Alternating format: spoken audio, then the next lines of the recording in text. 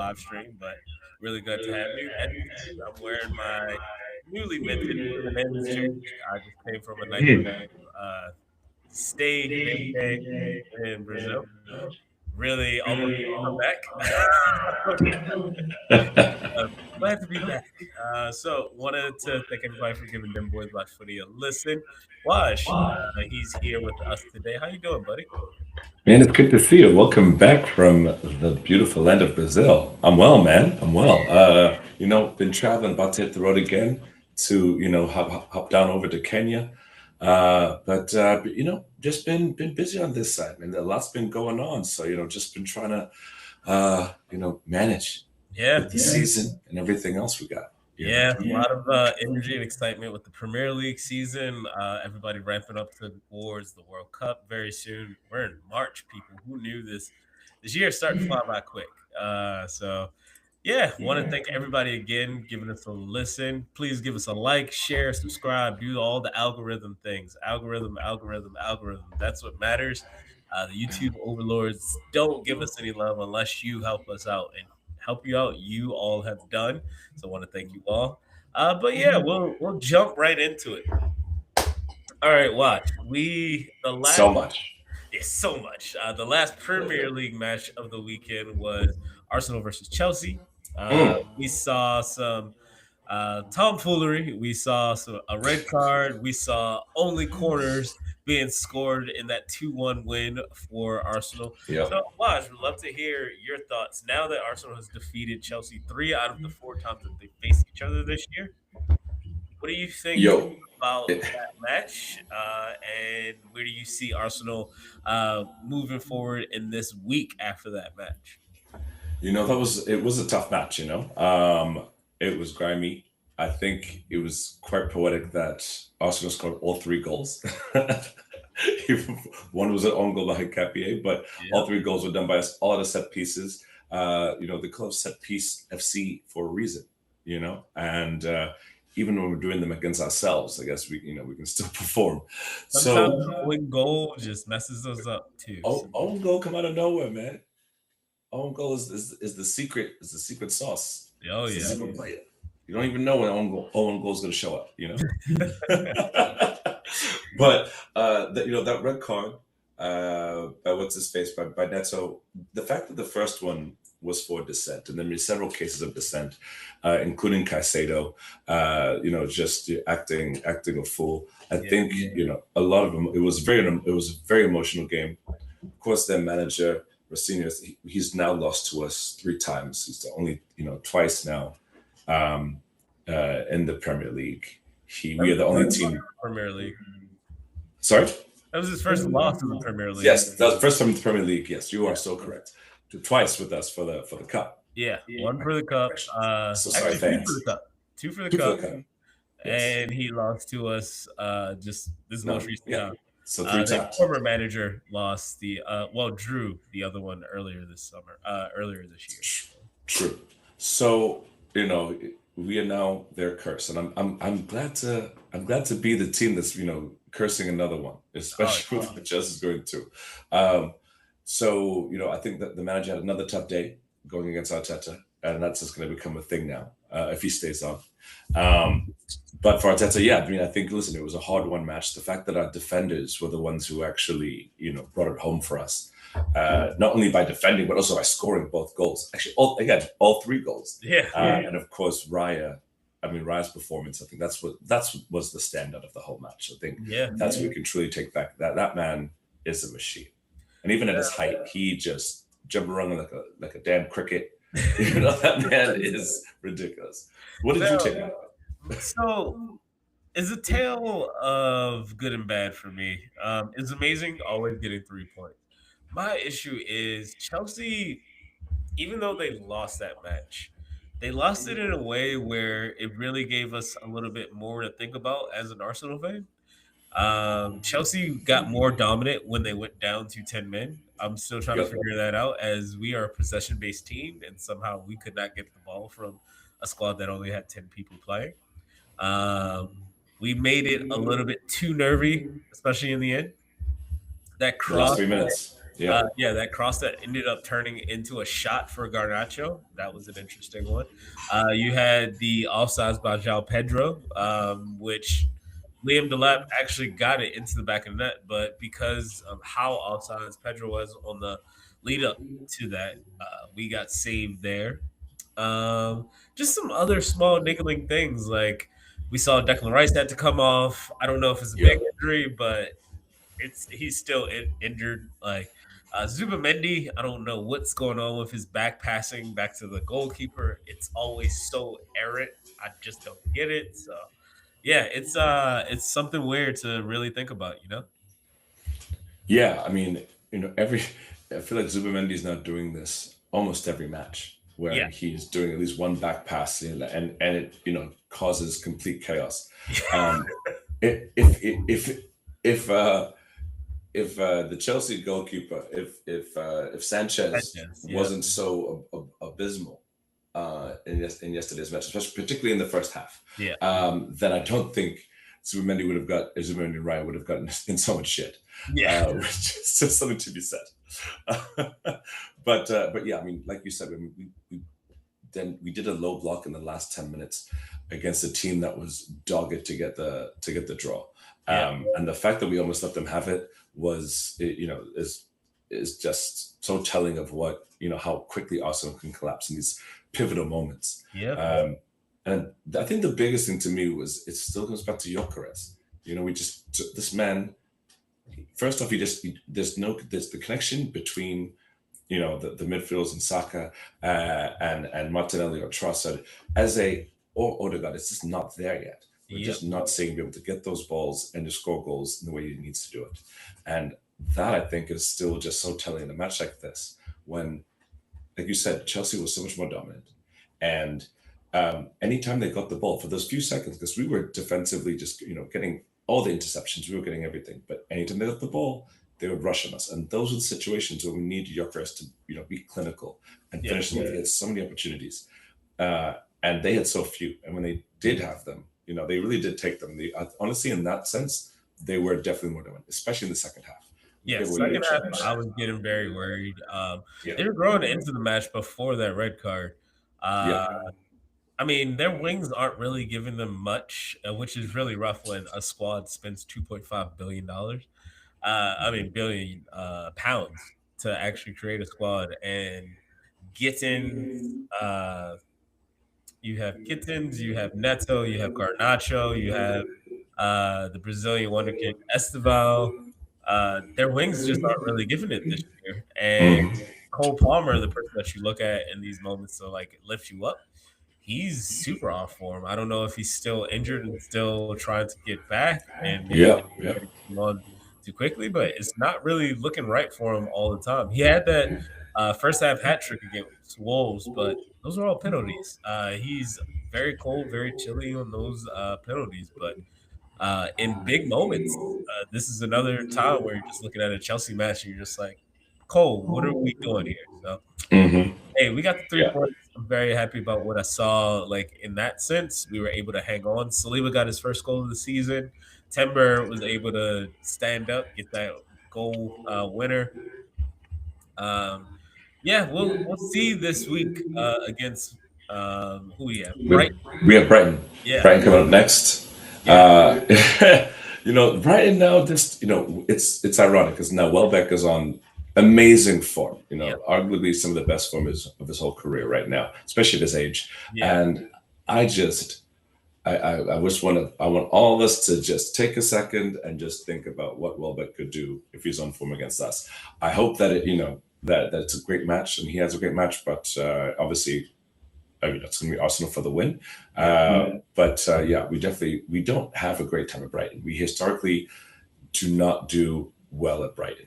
Yep. Even if we win, we don't do well. You know what I'm saying? So, I want to see a dominant performance.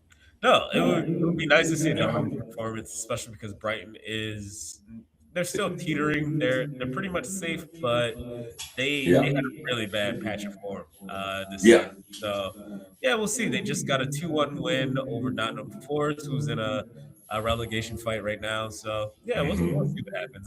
We'll talk about that a little bit later with our predictions for the matches in the upcoming week. So yeah, so let's jump into the title challengers: Manchester City versus Leeds United. Manchester City had some very questionable calls in this match. There was a handball from Marquez that didn't get called. There were a few fouls that Bernardo Silva, he has famously gotten away a lot of those, some sly step-ons, and just he plays it very cleverly, but it's just something weird. But they were able to find that 1-0 win. No Holland, no problem.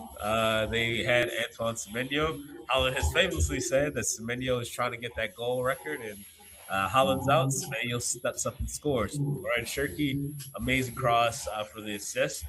It was beautiful. Uh, they are teetering on real consistent good form, but as long as they keep eking it out and creating the pressure, they expect Arsenal to kind of capitulate. Something that we've seen in the past. So, what do you think after this match against Leeds? What do you think Man City is going to be able to do moving forward? So yes, I mean they are in great form, and like you said, no Holland, no problem. But they've got arguably a harder set of matches ahead of them than we do. So it's really how much can how long can they keep their form up, the Yeah. consistency for the matches they have lying ahead. Who's their next matchup again? Let me just check that. That's Nottingham Forest next, and then after that it will be West Ham. So actually, they're gonna have a pretty actually nice with those two. But it's gonna be it's only gonna be about form at the end of the day. But they had a tough day over at Leeds. That match, the Leeds were taking it to them. If Leeds scored any one of those goals, it would have been Yep. different. And that's what I took away from that match was they were dominant basically the whole first half. How many shots did I mean they Man City hardly even got any shots off. Yeah, but So they can throw the ball like crazy. oh It yeah, I mean reminded it's me watching City, that match. It but reminded me of against a the team City like home. Leeds though. No, but Yeah. Leeds, I mean, even though we've defeated Leeds by an aggregate of like 9-1, that match that they had against Manchester City holding the ball for 15 minutes straight to end the half. And every time Leeds thought they had an outlet, it just went right back and right back to Manchester City's feet. The only time that Leeds had an opportunity, American Brendan Aronson, uh, he might have been just called for offsides if he had scored the goal, but he had a clean breakaway, didn't score. It was a But beautiful breakaway. It was yeah, but they had plenty of chances. I mean, that was the best chance. Hold on. That was the best chance. Of course, true. again, it might have been called for offside, but they had multiple chances. They just couldn't score. They just couldn't put it in the back of the net. Right. Let's give them a little bit of some grace there. But at the end of the day, they couldn't score. Yeah, And I mean, it's Semenyo got an arguably harder pass, and Yeah. he put it back. So, but I mean, that's what you expect for a City Leeds game. I would have expected actually a higher goal count, Mm, but I'm glad I didn't see that. yeah. You know, No, for sure. Like I'm glad I didn't see that. any way to keep a something over Manchester City right now would be good. Yeah, We are still 5 points ahead. With a game in hand, Manchester City does have over us. They play against Crystal Palace in that game in hand, so we'll see what happens in that match. But after what I we've mean, been seeing, what do you think about their run, right? Because what right now they've got Forest, then Newcastle, then then Madrid, right? Am I going crazy? Yeah, Forest, Newcastle, and then Madrid. So that's their run for the next three matches. I mean, we've got Leverkusen, but like, what do you think is going to happen after that? I mean, obviously we're predicting quite a bit here, but what do you think about that? the thing with Manchester City, especially because they also are fighting in the FA Cup because they have Nottingham Yeah, Forest, Newcastle. Newcastle, Real Madrid, then West Ham. West Ham is fighting for their Mhm. life, but after this matchup against Liverpool, where they got dominated 5-2, I'm not really expecting much. I can see City taking 3 points against Nottingham Forest. I can see them defeating Newcastle for the fourth time this season. I can see them getting a 2-0 win against Real Madrid. I'm not very high on Real Madrid this year, especially after they let go of Xabi Alonso. So I don't feel Yes. like that match is going to be as good as people think. I think in Europe, the new additions that they have in Shirky, Reinders, Eight Nori, Gahey, like he has been a rock for them. I had no Yeah. idea how bad their defense was until he started with them. O'Reilly's been doing really good things as an inverted right back, so I can see them being able to beat Real Madrid 2-0 or 2-1 in that first leg. And I see them going to West Ham and getting a win around like a 3-0 win against West Ham. So as much as I would love it to be I'm just looking. I'm trying to do the as much. I mean, as much as like, just like defensively, and I agree with you. I'm thinking also just about the run it's going to do to their team. I mean, they've got the players, right? Not to say that they're all tired, but this is a time when they have to. I mean, they're playing against Newcastle for the FA Cup, and also against Madrid with also the loss they just took today. Yeah. These two teams have a lot they need to play for, and so the question is, what will that, reciprocally? I mean, City only have So, to play for themselves, and of right course, now, historically, we've seen City just get this, especially in March, April. This is where they really decide to be like, okay, it's time for us to be champions. it's, right? It's time to turn it up. Yeah, they just turn it on. And as much as we would love to say we don't feel as though they're consistent, as long as you have Pep Guardiola as your manager, you have a chance. Yeah, So I'm not again as an Arsenal fan. I cannot rely on anybody else. All we can do is continue to rely on ourselves. We have 5 points currently with City having that game in hand. We just got to continue to do what we do. We play them at the Etihad, so we got to win that. I mean, we I'm also just thinking. before that match, we have them in the cup, so it is Yeah, all in our hands. We got to it's do all it. in our hands. It's all in our hands. Now, with that said, with City and Arsenal out the way, what are we now feeling about United and Villa? Well, They're both at that was 51 points. that was the next place we were going. This top five battle, top four, top five, depending on what's going to happen with the European coefficient. But Aston Villa, you have Liverpool, Manchester United, and Chelsea all fighting for 3 spots right now. Chelsea is not looking the strongest in that race. Villa dropping points to Wolves. Everybody laughed at our 2-2 against Wolves, but Right? you're not laughing like Villa. They were dominated in that second half. They tried to intimidate them physically, and Wolves just stepped up instead. If we're going out, we taking y'all with us. So 100%. that was a big loss for Villa. I don't know if you were able to see Emery's post game speech. I did not. It's a marvel of how you can see he's starting to lose it as a manager. He was saying at first I thought that we had real dreams of winning the league. Now I think we're only going to make fifth, and that's very telling Damn. for your manager. He said that? He said it out loud. Ooh, I'll watch it tonight. Yeah, we'll see with that. Liverpool 5-2. They are humming again. That unbeaten run where they just kept getting draw after draw. That stabilized them essentially because they kept giving up just ridiculous goals within the Premier League. I'm not talking about UCL. I'm not talking about FA Cup. I'm just talking about Premier League. They had a nice little unbeaten run where they were just drawing, getting some wins here and there. You had Salah leave for AFCON. They got like a couple wins. They got that famous draw against Arsenal. Yep. They were able to just keep things going now 5-2. Now you have now picked yourself up. You're in fourth place.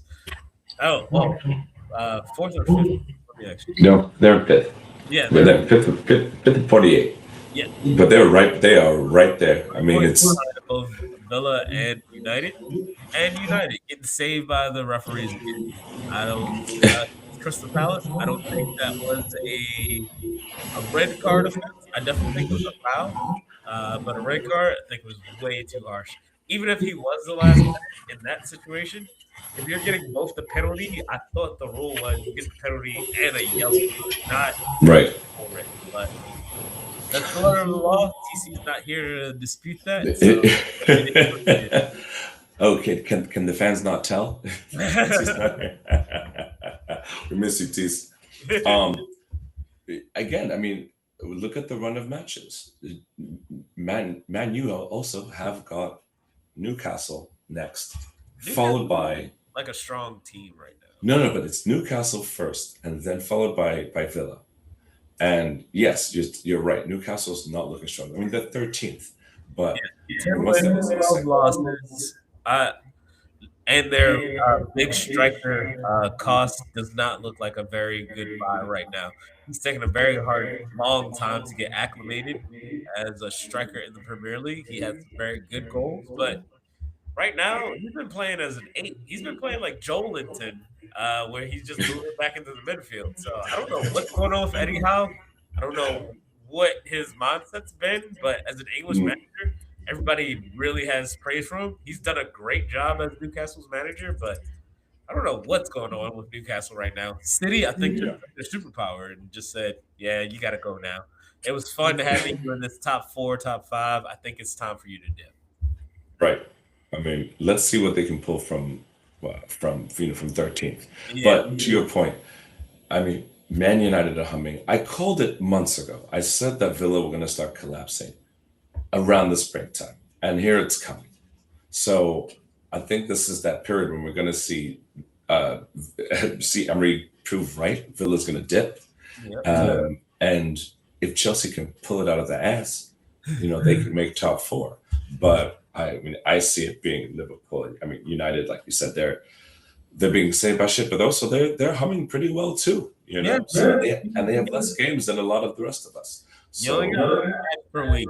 Make the most of your matches. And right, Michael Carrick, he is doing a job up there for Manchester United right now. I hmm I think with whenever this Villa versus United match is in 2 weeks from now, yeah, that's gonna be them. That's gonna be the pivot point. yeah, huge pivot point because we know right now Man United is really fighting for Europe. I think they stamp their authority. People think Manchester United have a chance to outside take into the title race. I need somebody to stamp that out. No, Yeah. no, just say no, kids. No, no, All they need to earn their way back up. true, true. All right. Well, yeah, for our last talks on the Premier League, we're going to do a quick just run through of what we think the matches are going to end up happening this Tuesday and Wednesday for these do a nice little roundup for everybody to possibly bet. So, Everton versus Burnley tomorrow.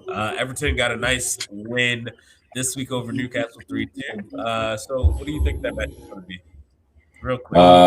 Man, Everton Burnley. I'm gonna go Everton. All Everton. right. They're off that one win. Obviously, two losses before, but yeah. All right. Cool. Bournemouth What you versus say? Brentford. Why did all just me? We'll Bournemouth, go back and forth. Bournemouth versus Bournemouth, Brentford. Brentford. I'm going for Brentford. Interesting. Also, win and a loss. Bournemouth have only they've drawn. They haven't lost. They haven't won one in three. So in two. Okay. I'm gonna go with a draw in that match. Leeds Interesting. United versus Sunderland. I'm gonna go Leeds. I think at home against Sunderland, they need to pick it back up. Everybody's fighting for that 40 points to make sure they're Mhm. staying surviving. I think Sunderland, with their home form, is now dipping after a couple of bad performances at home. But the entire season, they're doing extremely well. They're kind of safe, but not perfectly safe. But I think Leeds United is going to be really fighting hard for this. So I'll go Leeds United. Uh, okay, so Wolves, Liverpool, and Uh, as much as I would love Wolves to be able to pull another famous win right. out of their booty. I'm gonna have to go Liverpool. I Uh, I just think about what happened last season with Darwin Nunez when they were on that fight with to win the championship. And yeah, I just feel as though Liverpool is just weirdly they're under the radar right now because they have no pressure. I think they'll just be able to take it, get the win over Wolves. You? Uh, I'm I'm like selfishly going for a draw. I just think Wolves have nothing to lose at this point, so they're throwing the kitchen sink at everything, and they know that like they're on a bit of a run for where they are. So they could just pull it, like you said, right out the booty. Yep. Brighton Arsenal. Uh, we need this. Uh, Uh, Manchester City and Nottingham is happening at the exact same time, so can't even hide what you're doing. So I'm gonna go Arsenal. I'm gonna go a 3-2 win. For some reason, Brighton just they'll play open enough where we'll get one mhm. corner, but then as well they'll fight back and we get like a nice little famous 89th, 90th minute winner. Ooh, I like that. I was going to go for I'm going for a 3-1 win. Okay, okay. Manchester City, Nottingham Forest. Um, City. That's going to be City. Same. Yeah, like 2-0. Yeah. Nottingham, I think their match against Tottenham next week is going to be what either saves them or curses them down to the championship. So yeah, I'll go City as Can we, well. with that, real quick? We actually need to take a pause. Sorry, all our friends, but we need to take a pause because yesterday was a very special holiday for Arsenal fans. A very special day in our holiest of holy. It's the Well, holiest I of was holy gonna say days. let's bring that up when we get to Tottenham versus Crystal Palace. That's at the end of this. Oh, I'll We wait. got three Oh, more okay, I'll matches. wait. Oh, Yeah. okay, I'll wait. I'll wait. Fulham versus West Ham. Saw an amazing goal from Alex Iwobi against Spurs, which we were going to That talk about. was beautiful. Side footed, had power, pace, a little bit of curve. That Uh, thing. I'll go. I'll go a shocking West Ham win. I'll go a 2-1 West Ham win. Really? Okay. They're fighting, Um, and I want to see this. I want to see a uh, really good relegation fight. nice. I mean, yeah, they're fighting for it. No, I'm going Fulham 2-1. Okay. Aston Villa versus Chelsea. I'll go with a Chelsea win. Weirdly enough, I think they'll win something out of nothing. I Yeah. don't trust Villa right now. Um, I definitely don't trust Villa. I'm actually going to go for a draw. Okay. Yeah. Manchester United versus Newcastle. I'm gonna go with Manchester United. It's just Man in the U. cards for 'em. Yeah, yeah. Man U And will take that. I'll let you now bring up our special holiday: Tottenham versus Crystal. I wish I had like some, like some choir singers behind me, and and a nice little organ right now. But yes, it is indeed. We have had St. Totteringham's Day has passed, and for those of you that don't know of this holy of holy days for Arsenal fans, it is the day when we statistically and point-wise have beaten. Yeah, I It's really been up. it's so loud. It's the day when we have. Thank you, Eric. I was so loud. I was gonna hit myself. It is the day that we officially do beat them and go top of them in the league, and they can no longer go above us. Yep. So this day has Start passed early as well. way early, way early. This is like some global warming type weather. Like this day. It's like, why is it snowing and snowing in the summertime? Like, Yep. yo, it's crazy. This should have happened months from now. But that day has come and passed as of last week officially, or as last match week. So it's a happy St. Tottenham's Day to all of our Guna fans, all of our Gunas out there. Happy St. Tottenham's Day to you, sir. And to you, and to you. In this match, Tottenham versus Crystal Palace, I suspect a weirdly enough, I'll say a late draw saves Tottenham from going too far down. So they get Ooh, Romero back. Mickey Van de Ven has to actually listen. They're playing three at the back, so yeah, why not? Let's go a nice little 2-all draw. I don't see it. I don't see it. I see a team deflated. I see fans who don't even want to watch the season if they get relegated. That's true. I They're see a loss in their taking future, things man. back. Yeah. Yeah, the whole, just taking away from the team for a second, the fans are in the dubs, and I just don't see. I see Crystal Palace taking advantage of this. Crystal Palace, yes, they lost their last match, but they also won the one before that. Tottenham have not won in five, so I'm not seeing it. I see a loss. 2-1. I think they'll probably bring it back, and then it's gonna be night night, and you're gonna see a late winner from Crystal Palace. Mm. Yeah, because Okay. they're trying to get to the top. They're trying to get up to 10, and they are very close. True. True. Well, fans, I would love to hear what y'all thoughts are on the predictions that we have given. Let us know how far off you think, but it'll all come to light starting tomorrow at 2:30 Eastern time in New York. So, all right, before we end, we definitely wanted to bring up some World Cup news.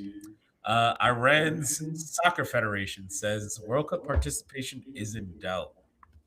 Um, I think people have seen the news, but if you haven't, the U.S. and Israel has decided to attack Iran, and right now, Iran's place at the World Cup in almost 100 days' time is put in doubt due to that.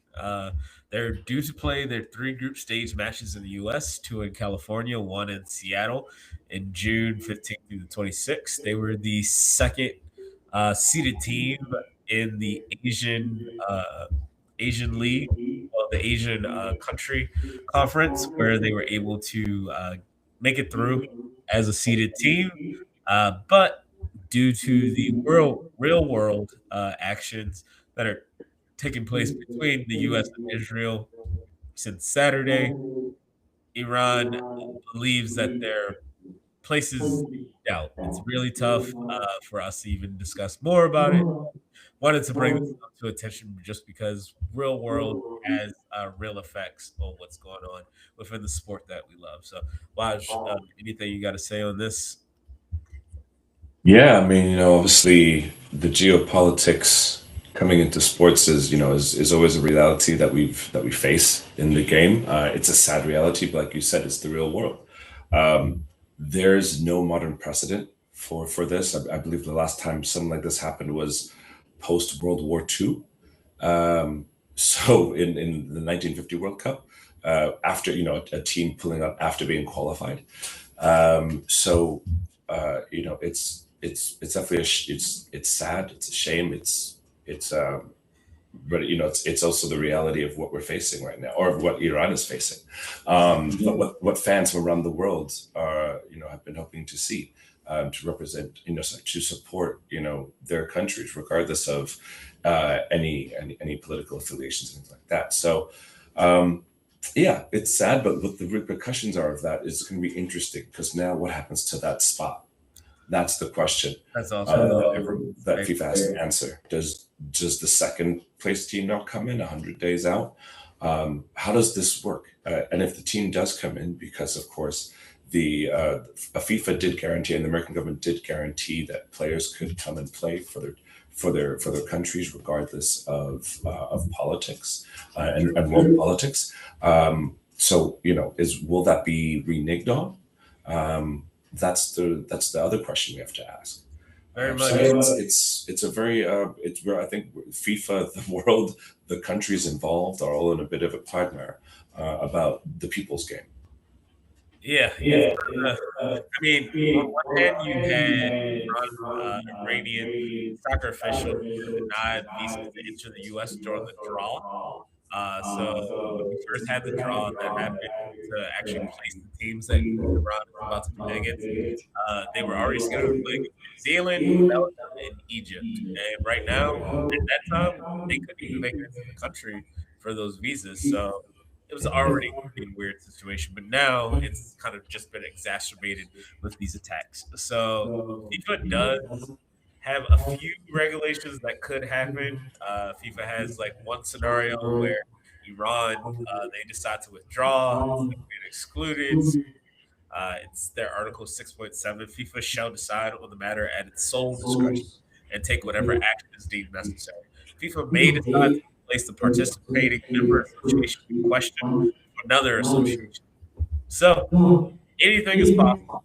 It's very sad, especially because you want teams that are able to qualify on the field, on the pitch, to be able to do what you need to do. But it's definitely something.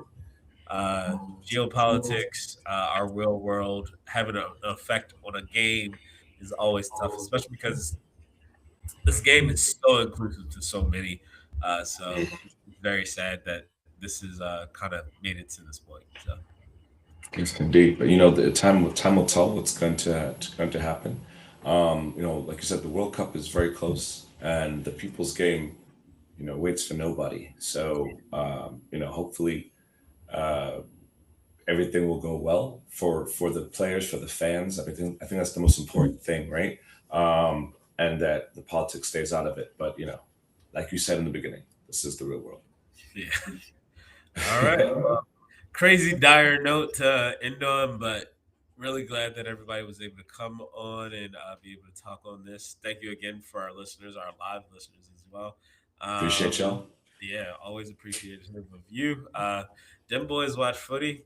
Waj, it's your boy E. Thank y'all again. Have a good one.